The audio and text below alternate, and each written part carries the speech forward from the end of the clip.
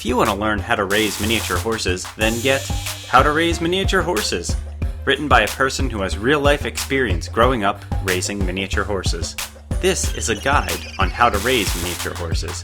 It's an overview of all that's involved in the raising of miniature horses, plus extra information for your knowledge in them.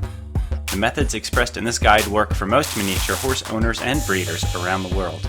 This is an 8 step-by-step guide on how to raise miniature horses. If you follow the steps, you should have no problems in raising and caring for your miniature horses. You will also learn many aspects from feeding, grooming, training, to sickness and pregnancies. There are many facts covered in this guide for you to learn from. Step-by-step instructions on how to raise miniature horses. The history of the miniature horse. Step 1.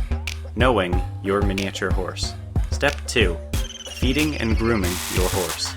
Step 3. Breeding, pregnancy, and foaling. Step 4. Sickness and choosing a veterinarian. Step 5. All about stallions. Step 6. Exercise, training, and horse showing. Step 7. Trailers and transporting your miniature horses. Step 8. Where can I buy a miniature horse? Other information.